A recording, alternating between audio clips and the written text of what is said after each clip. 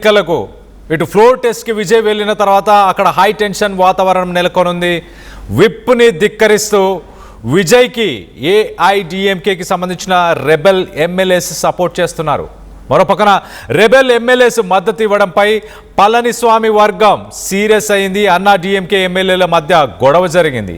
అన్నా DMK rebel ఎమ్మెల్యేస్కి మాట్లాడే అవకాశం ఇవ్వడంపై అభ్యంతరం వ్యక్తపరిచారు. వేలుమణి ప్రసంగాన్ని అడ్డుకున్న పళనిస్వామి వర్గం తమ ఎమ్మెల్యేలకు ఎరవేస్తున్నారంటూ పళనిస్వామి ఆగ్రహం వ్యక్తపరిచారు. ఒక్కసారి అసెంబ్లీలో అసలు ఎలాంటి పరిస్థితులు నెలకొని ఉన్నాయో ఒక్కసారి అక్కడ సిట్యువేషన్ని కూడా ఒకసారి చూసే ప్రయత్నం చేద్దాం. తర్వాత చాలా డీటెయిల్గా మాట్లాడుకునే ప్రయత్నం చేద్దాం. 144 మంది ఎమ్మెల్యేల మద్దతుతో బలపరీక్ష విజయ్ నెగ్గుకొచ్చారు. విజయ్కి మద్దతు ఇవ్వలేదు డిఎంకే. ఆ డిఎంకే అలాగే డిఎండికే ఎమ్మెల్యే ప్రేమలత. అసెంబ్లీ నుంచి ప్రతిపక్ష నేత ఉదయనిధి స్టాలిన్ వాకౌట్ చేశారు. దానికి సంబంధించిన విజువల్స్ని మనం చూస్తున్నాము. డిఎంకే పార్టీ కొన్ని స్టేట్మెంట్స్, ఉదయనిధి బయటికి వాకౌట్ చేసే ముందు కొన్ని స్టేట్మెంట్స్ కూడా చేశారు చాలా క్లియర్గా. Congress CPI CPM VCK IUML ఇలాంటి పార్టీస్ ఏవైతే ఉన్నాయో అవన్నీ కూడా డిఎంకేతో పాటు పొత్తులో గెలిచాయి. ఆ పార్టీస్ అన్ని పొత్తులో గెలిచిన తర్వాత వాటిని మీరు ఎలా కలుపుకుంటున్నారు, ఇప్పుడు ఎలా కలుపుకున్నారు అంటూ ఉదయనిధి స్టాలిన్ టీవీకే అధినేత విజయ్ని క్వశ్చన్ చేశారు. చీఫ్ మినిస్టర్ విజయ్ని, ఇది ఎక్స్చేంజ్ చేసుకున్నారా? మీరు రాష్ట్రంలో ఒక మార్పును తీసుకొద్దాం అనుకున్నారు, కానీ ఒక చేంజ్ బదులు మా పార్టీలో ఉన్న ఆ ఎమ్మెల్యేస్ని ఎక్స్చేంజ్ చేసుకున్నారు. మా పార్టీతో ఉన్న కూటమి పార్టీల ఎమ్మెల్యేలని ఎక్స్చేంజ్ చేసుకున్నారు అంటూ మొత్తానికైతే విజయ్ని ఉద్దేశించి ఉదయనిధి స్టాలిన్ మాట్లాడారు. దాని తర్వాత అక్కడి నుంచి ఆయన వాకౌట్ చేసి బయటకు వెళ్ళిపోయినట్టు తెలుస్తుంది. ఒకసారి విజయ్ ఏం మాట్లాడారో ఒకసారి అసెంబ్లీలో ఒకసారి విజయ్ మాటలు వినే ప్రయత్నం చేద్దాం.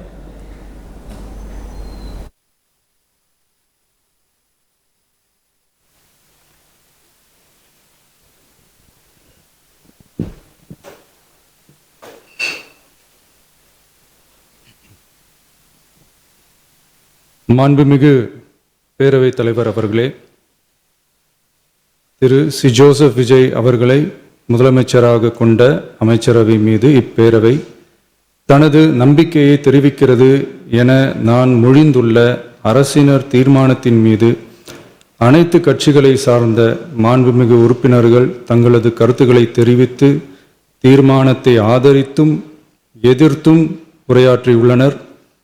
உரையாற்றிய உறுப்பினர்கள் அனைவருக்கும் என்னுடைய நன்றியை முதற்கண் தெரிவித்துக் கொள்கிறேன். இந்திய தேசிய காங்கிரஸ் கட்சி சார்பாக உரையாற்றிய மாண்புமிகு திரு சே ராஜேஷ்குமார் அவர்கள் தீர்மானத்தை வரவேற்றதோடு மட்டுமல்லாமல் மதசார்பற்ற அரசுக்கான ஆதரவு என கூறினார்கள். நிச்சயமாக இந்த அரசு மதசார்பற்ற அரசாகத்தான் செயல்படும் என்கிற உறுதியை தெரிவித்துக் கொள்கிறேன்.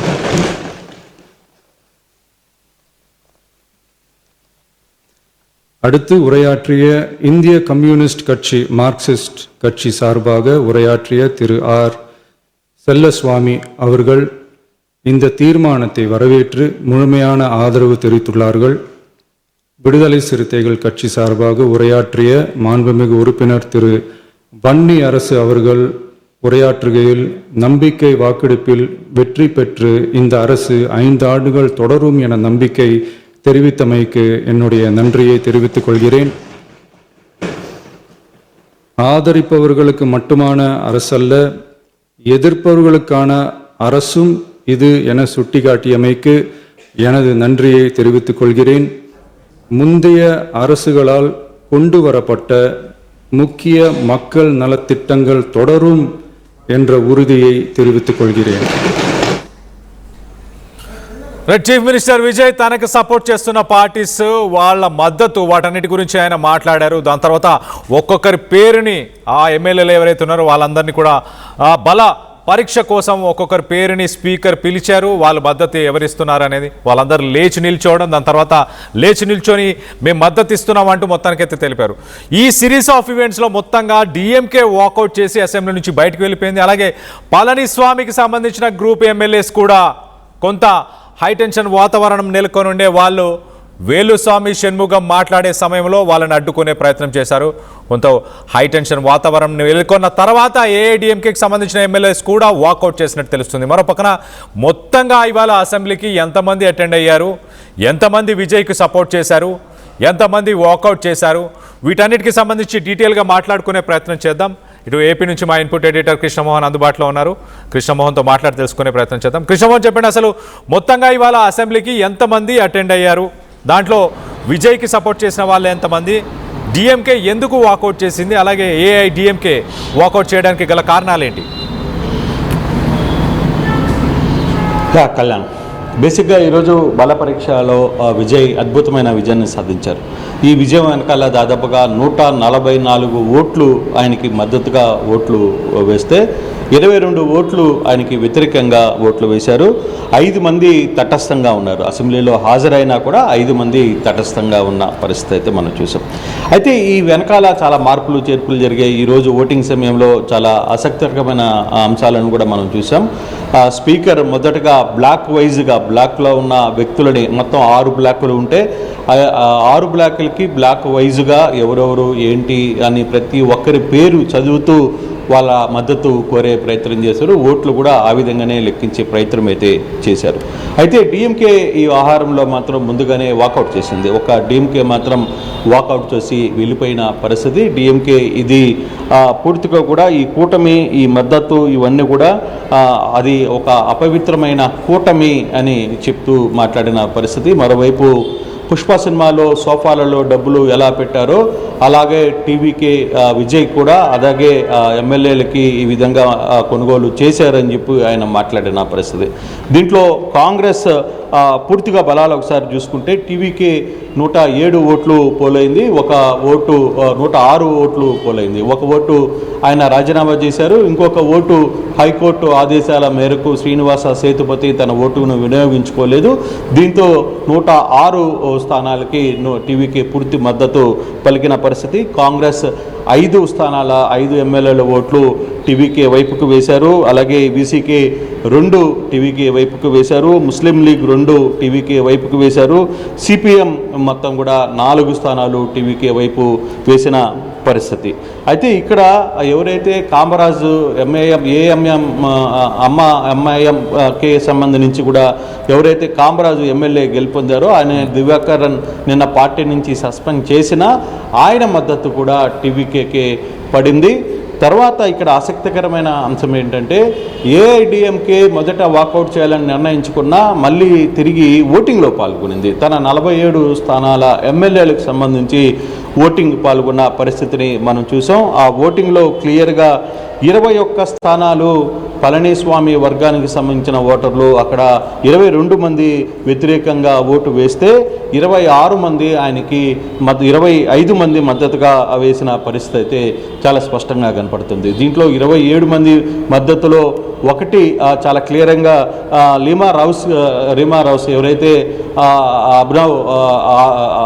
అభినవ్కి సంబంధించిన వాళ్ళ అత్తగారుగా పిలుస్తున్న ఆరవ్ అర్జున్కి సంబంధించిన అత్తగారుగా ఉన్న ఆమె కూడా విజయ్కి ఓటు వేయడం అయితే జరిగింది.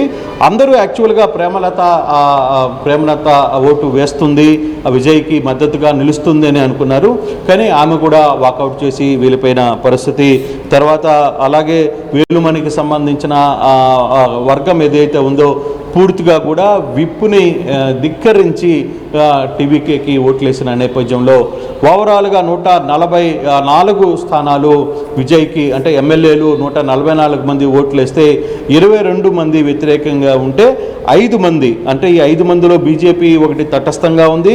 అలాగే అన్బుమని రామదాస్కి సంబంధించిన పార్టీకి సంబంధించిన సౌమ్య గారిని, తనకు సంబంధించిన 2 వ్యక్తులు కూడా తటస్థంగా ఉన్నారు. మరో 2 తటస్థంగా ఉన్న పరిస్థితి. ఆ 2 వాటిల్లో కూడా ఏఐడిఎంకేకి సంబంధించిన ఒక ఎమ్మెల్యే కూడా ఉన్నారు. అంటే తటస్థంగా 5 మంది, వ్యతిరేకంగా 22 మంది, 144 మంది అనుకూలంగా ఓటు వేసిన పరిస్థితి. దీంట్లో చాలా క్లియర్గా ఈ ఓటుకైతే మద్రాస్ హైకోర్టు ఒక క్లియర్గా తివత్తూరుకు సంబంధించిన శ్రీనివాస సేతుపతి ఎవరైతే ఉన్నారో శ్రీనివాస సేతుపతి ఓటుని వేయకూడదని చెప్పిన నేపథ్యంలో ఆయన కూడా తన ఓటు హక్కును వినియోగించుకోలేదు. అయితే తొలి రాజకీయ అగ్ని పరీక్షలో ఘన విజయం మాత్రం విజయ్ సాధించారనేది చెప్పాలి. ఇది కొత్త సమీకరణాలకి దారితీసింది. అయితే ఈ వ్యవహారంలో డిఎంకే అధినేత స్టాలిన్ మాత్రం కొంత చాలా సీరియస్గానే ఈ వ్యవహారం మీద పూర్తిగా కూడా స్పందించిన పరిస్థితి. చాలా క్లియర్గా ఆయన మాట్లాడుతూ ఒక మాట అయితే చెప్పే ప్రయత్నం అయితే చేశారు.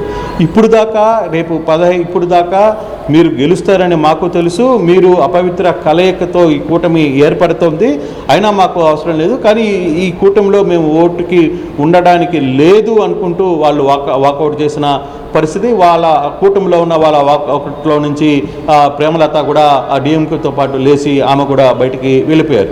సో ఈ 144 ఘన విజయంతో అంటే చాలామంది 118 మ్యాజిక్ వస్తుందా లేకపోతే 120 వస్తుందా అనుకుంటూ ఉన్నారు. కానీ నేను మొదటి నుంచి చెప్తున్నా, దాదాపుగా 140 దాకా తమ ఓటు హక్కుని ఆయన బలపరీక్షలో గెలవబోతున్నారు అని చెప్పి. సో ఇప్పుడు 144 స్థానాలు గెలిచిన పరిస్థితి అయితే చాలా స్పష్టంగా కనపడుతుంది. చాలా టెన్షన్గా ఉంది నిజంగానే.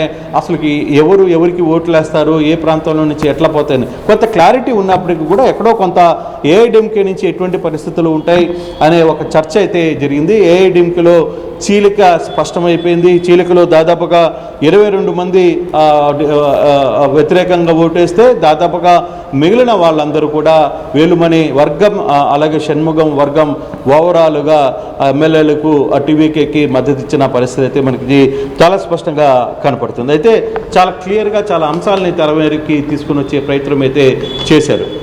క్లియర్గా ఒక 2-3 కూడా ఇదే అంశానికి సంబంధించిన వ్యవహారంలో ఏదైతే ఓఎస్డీగా తన రాజగురువును ఏర్పాటు చేసుకోవాలని ఒక నిర్ణయం తీసుకున్నారో దాన్ని పూర్తిగా కూడా వ్యతిరేకించారు. At the same time Vijay తీసుకున్న 717 మందు షాపుల క్లోజింగ్ దాన్ని కూడా అభినందనలు కొంతమంది ఎమ్మెల్యేలు అవతల పార్టీలోనే ఉన్నా కూడా వాళ్ళు కూడా మద్దతు ఇచ్చిన పరిస్థితి అయితే ఉంది. దాన్ని అభినందనలు కూడా తెలిపారు. కానీ కొంత ఇప్పుడు దాకా జరుగుతున్న తమిళనాడు రాజకీయాల్లో ఏ రోజు మనం చూడని ఇటీవల కాలంలో చూడని ఒక ఆసక్తికరమైన పరిణామం ఈరోజు తమిళనాడు శాసనసభ సాక్షిగా ఈరోజు జరిగింది. దాంట్లో విజయ్ 144 స్థానాలతో ఆయన గెలుపొందిన పరిస్థితి అయితే ఉంది. వ్యతిరేకంగా 22, తటస్థంగా 5 మంది ఎమ్మెల్యేలు తటస్థంగా నిలిచారు. సో ఓవరాల్గా విజయ్ బల నిరూపణకు సంబంధించిన వ్యవహారంలో మాత్రం పూర్తిగా మద్దతు కూడగొట్టుకున్నారు. ఆయన ఘన విజయం సాధించారనేది చెప్పాలి. ఇప్పుడు తన రాజకీయ స్టెప్స్ ఏ విధంగా ఉంటాయి, తన ప్రభుత్వ పాలన ఏ విధంగా ఉండబోతుంది అనే అంశాల మీదనే కొంత చర్చ జరుగుతుంది. డిఎంకే అధినేత స్టాలిన్ ఉదయనిధి స్టాలిన్ మాత్రం చాలా క్లియర్గా చాలా విమర్శలు చేశారు. ఇంకా మీరు చేయాల్సింది చాలా ఉంది. ఇప్పటికే రేపు 15వ తారీఖు 1,20,00,000 మంది మహిళలు మీరు అంటే గత ప్రభుత్వం నుంచి అనౌన్స్మెంట్ చేసినా లేదు మీరు అనౌన్స్మెంట్ చేసినా ఈ పథకాల గురించి చాలామంది ఆలోచిస్తున్నారు. జూన్ 2వ తారీఖు స్కూల్స్ ఓపెన్ అవుతున్నాయి. స్కూల్స్కి సంబంధించిన మీరు ఇచ్చిన హామీలు ఒక్క హామీ కాదు, మీరు చాలా 16 హామీలు ఇచ్చారు. ఈ హామీల సందర్భంగా వీటి మీద మీరు దృష్టి పెట్టాల్సిన పరిస్థితి ఉంది. అయితే మీరు మొదట 3 సంతకాలు ఏవైతే పట్టారో ఈ హామీలకి సంబంధించి ఒక్క దాని మీద కూడా సంతకం పెట్టలేకపోయారు. మహిళలకి మీరు స్వచ్ఛందంగా డబ్బులు ఇస్తామని చెప్పారు. యువతకు మీరు నెలకి ఇంతనే డబ్బులు ఇస్తామంటున్నారు. అది ఎప్పటి నుంచి స్టార్ట్ చేస్తారో మీరు చెప్పాల్సిన పరిస్థితి అయితే ఉంది అని చెప్పి నేరుగా విజయ్ని నిలదీసిన పరిస్థితి అయితే ఉంది. విజయ్ ఇప్పుడే తన బలపరీక్ష ముగించుకున్న తర్వాత తన సమాధానం చెప్పే ప్రయత్నం అయితే చేస్తున్నారు.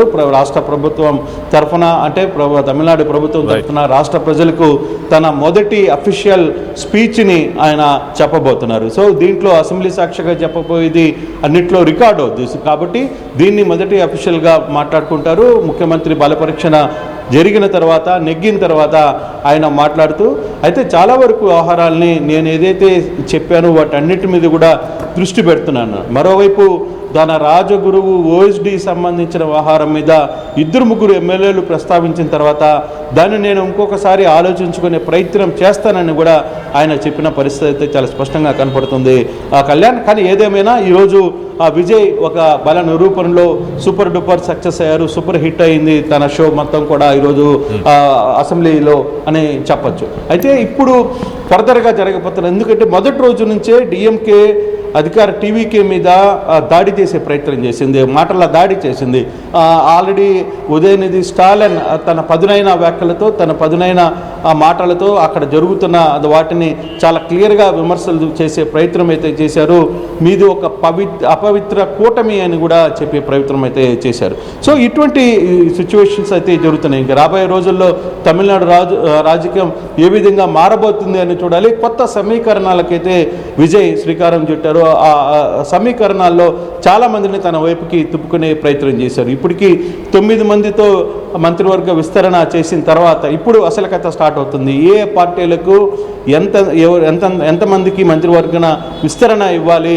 ఇప్పుడు కూటమి డీల్ అయిపోయిన తర్వాత, కూటమి విభజన జరిగిన తర్వాత జరగవచ్చు ఇతనికి సపోర్ట్ చేసిన ఎమ్మెల్యేలకి ఏం చేయబోతున్నారు అనే అంశాన్ని కూడా చూడాల్సిన పరిస్థితి అయితే చాలా స్పష్టంగా కనపడుతుంది కళ్యాణ్.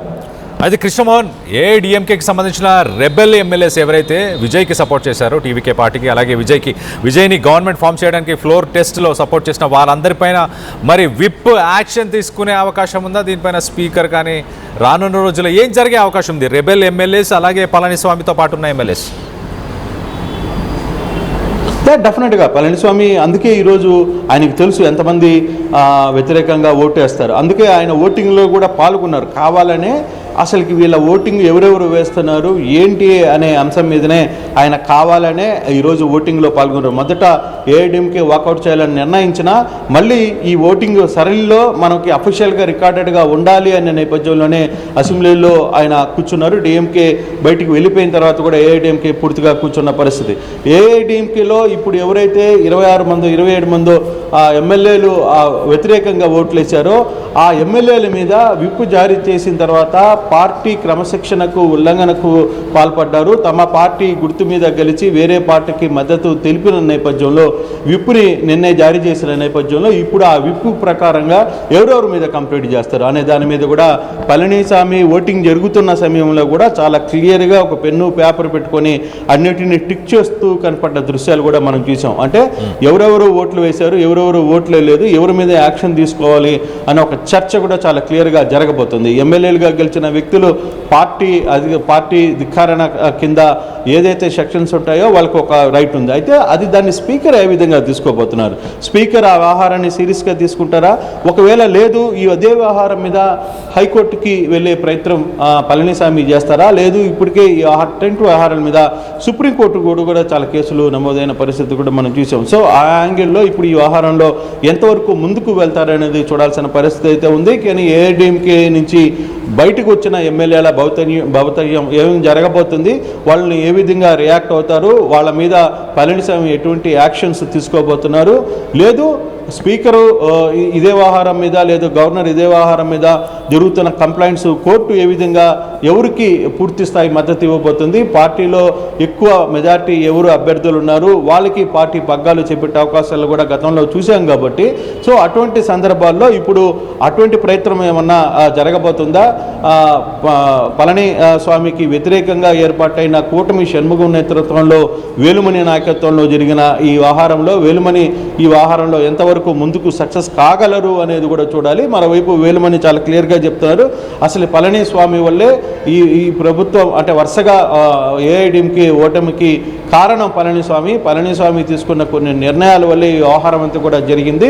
సో పళనిస్వామి అన్ని పదవులకు రాజీనామా చేయాలి, అసలుకి ఏఐడిఎంకే పార్టీ మాది ఇప్పుడు వీళ్ళది కాదు అంటూ ఆయన చేసిన వ్యాఖ్యలు కూడా ఉన్నాయి. సో దాన్ని ఏ విధంగా చూడాలి? ఇది పళనిస్వామి అంతర్గత వ్యవహారాలుగా చూస్తారా, ఏఐడిఎంకే అంతర్గత వ్యవహారంగా స్పీకర్ భావిస్తారా, లేకపోతే అది కోర్టుల దాకా వెళ్తారా ఏంటి అనేది చూడాల్సిన పరిస్థితి అయితే ఉంది కళ్యాణ్.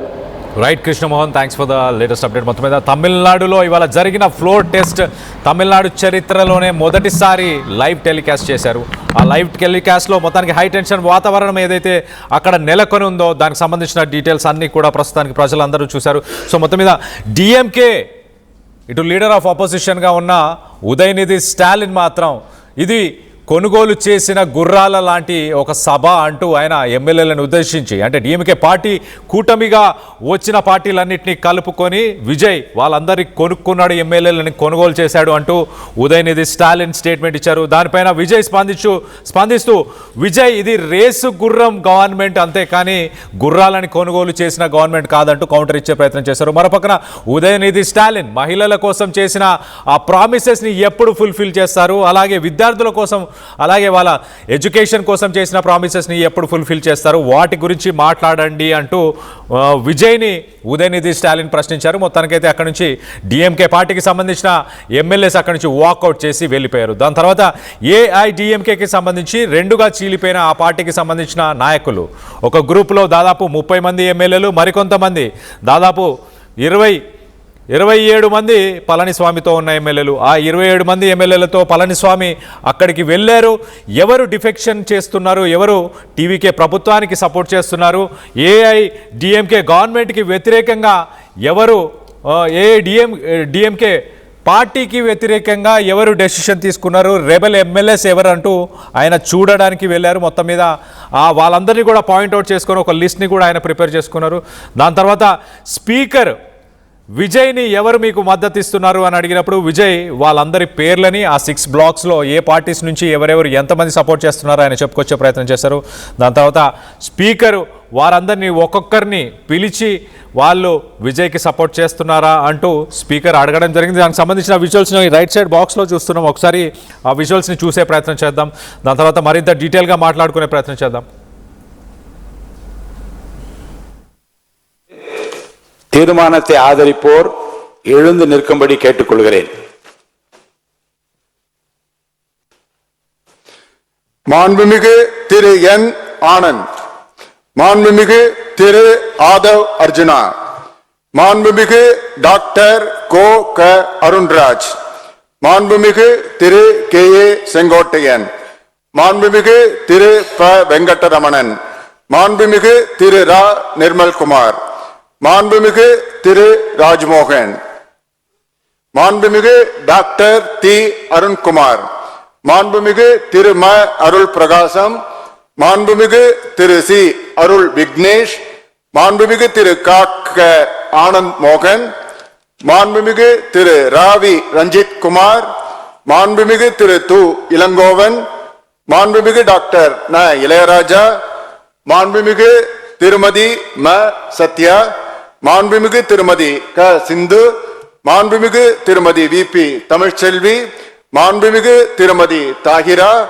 மாண்புமிகு திருமதி சி விஜயலட்சுமி, மாண்புமிகு திருமதி கு ஜெகதீஸ்வரி, மாண்புமிகு திருமதி மோ ரா பல்லவி, மாண்புமிகு திரு க சபரி ஐங்கரன், மாண்புமிகு திரு ரா சபரிநாதன், மாண்புமிகு திரு வே சம்பத்குமார், மாண்புமிகு திரு த சரத்குமார், மாண்புமிகு திரு எஸ் காமராஜ், மாண்புமிகு டாக்டர் விஜயபாஸ்கர் சி, மாண்புமிகு திரு கே பி அன்பழகன், மாண்புமிகு முனைவர் இசக்கி சுப்பையா, மாண்புமிகு திரு ஆர் காமராஜ், மாண்புமிகு திருமதி ப உஷாராணி, மாண்புமிகு உஷாராணி இல்ல, மாண்புமிகு திருமதி பி சத்யபாமா, மாண்புமிகு திருமதி கே மரகதம் குமரவேல், மாண்புமிகு திருமதி லீமா ரோஸ் இல்ல அவங்கள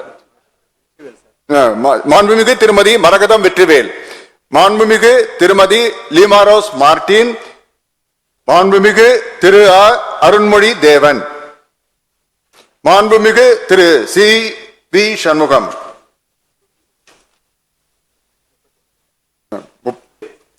இப்பேரவை தனது நம்பிக்கையை தெரிவிக்கிறது என்னும் தீர்மானம் பேரவையின் முடிவுக்கு விடப்பட்டு வாக்குகள் பின்வருமாறு எண்ணி கணிக்கப்பட்டன. தீர்மானத்தை ஆதரித்தோர் 144.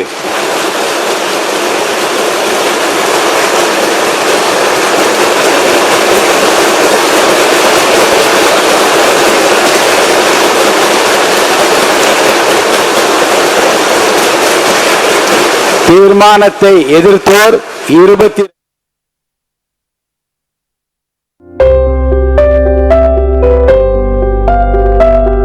చిన్న చిన్న ఆనందాలు 35 ఏళ్లుగా నా జీవితంలో లేవు.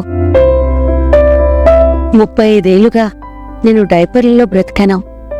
6 సెంటీమీటర్ల ఫిస్టులా నా మూత్రాశయంలో లీకు కారణమైంది. ఎవరూ నాకు సహాయం చేయలేకపోయారు. AINUలో వైద్యులను కలిసే వరకు. అక్కడ వారు రోబోటిక్ శస్త్రచికిత్సతో నాకు పరిష్కారం ఇచ్చారు. వారు నా ఆత్మవిశ్వాసాన్ని కూడా తిరిగిచ్చారు. Precision care makes it possible. The Center for Robotic Surgery at AINU